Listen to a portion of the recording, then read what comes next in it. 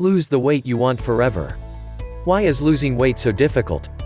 The answer is relatively simple for those of us who have added some extra weight. We need to eat less and exercise more.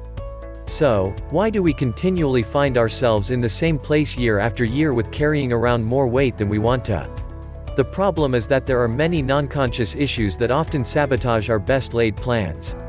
This article will help you understand some of what may be preventing you from making the forward progress that you want. Preliminary steps. One of the first things to look at is your need-strength profile. This is a self-assessment that determines which of a person's 5 basic needs drives the majority of that person's behavior. All of us have the same 5 basic needs, but freedom may be my highest need, while love and belonging may be yours and survival may be someone else's. The other 2 needs are power and fun. These all play a huge role in why we do the things we do and the way we do them. Next, it is important to seriously consider all the things you want in your life, not just your weight loss goals but the whole of everything you want to do, have and experience in your life. Ask yourself the question, what do I want? If I could have anything, what would it be? What do I really, truly want? After that, you want to narrow down what you want to a complete vision of how things will change for you after losing the weight you want to lose. What will you have that you don't have now? What will you do differently? How will you be different? You must be able to clearly see the finished version of what you are attempting to accomplish with all its accompanying perks. This will become your own personal mental movie or daydream of how you want your life to be after accomplishing your weight loss goals. You will begin to visualize your success at least once a day. The next step is to record all the things you do that both help or hinder your progress toward your weight loss plan. So, for example, if you were able to resist donuts for breakfast, write that down.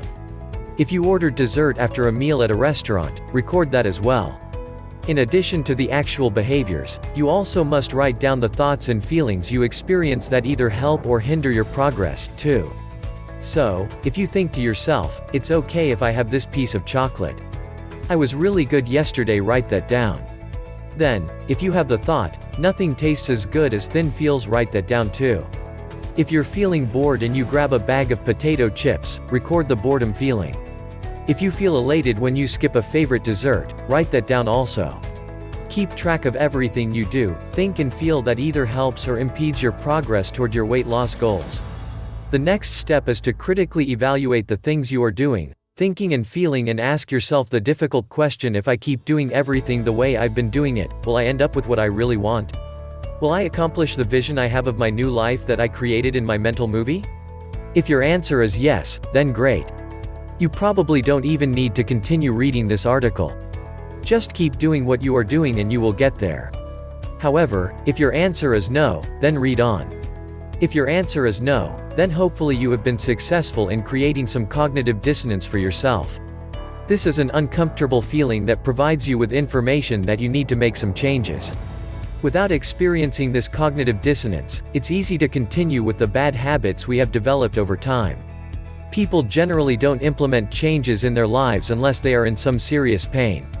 If you're not moving forward toward your goal, the first thing you need to examine is, do you have a burning desire to accomplish your goal? Whatever your weight and fitness goal is, you must have a burning desire to accomplish it. Another possibility is that up until now you haven't had a very good plan about how to go about losing weight. Without a solid plan, there will easily be loopholes allowing you to sabotage your success. Willpower alone only takes us so far when we are fighting our brain's conditioning.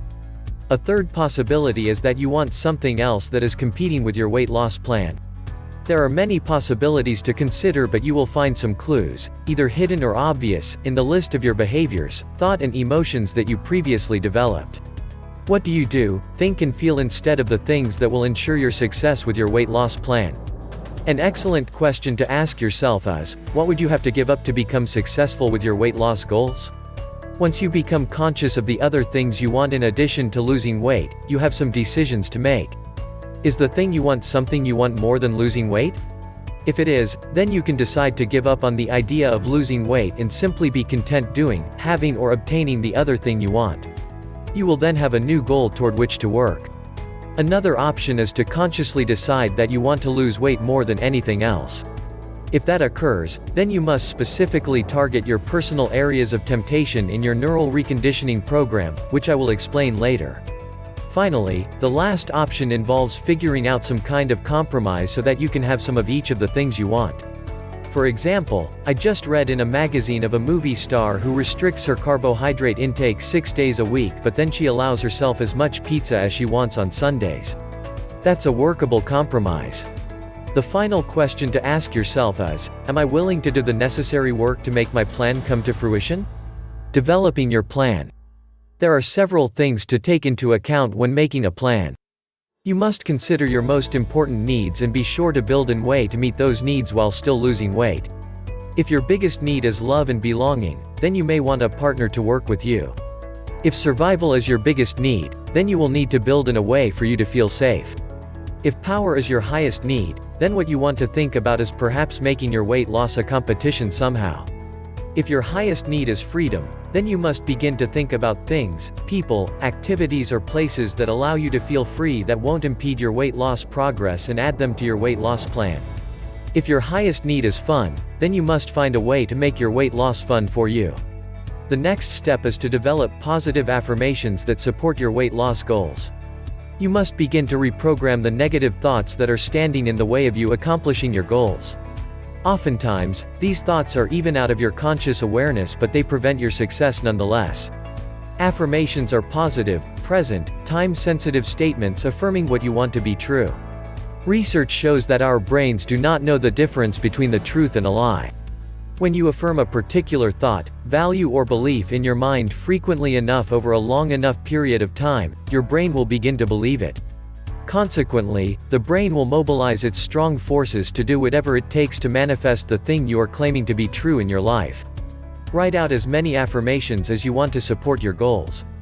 You may have affirmations about food, exercise, thoughts and anything else that will help you move in the direction of accomplishing your goals. There is no limit to how long your list of affirmations can be. You decide how much time you want to spend with them each day, with 5 minutes twice daily being the minimum. You should recite your affirmations once upon first waking up and then at the end of the day just before going to sleep. It is helpful to look yourself in the eyes while saying your affirmation. You can do this, of course, with the use of a mirror. Look yourself in the eyes, as though daring the person in the mirror to dispute the truth of what you are saying. Repeat your affirmations with passion and conviction twice daily. If you can fit them in a third time around lunch, even better. Next, you want to spend some time analyzing your food triggers, those things that prompt you to eat the wrong foods and to eat when you are not hungry. Many people have substituted food to meet their needs in an unhealthy way. We eat when we are depressed, excited, stressed, bored, angry, or scared.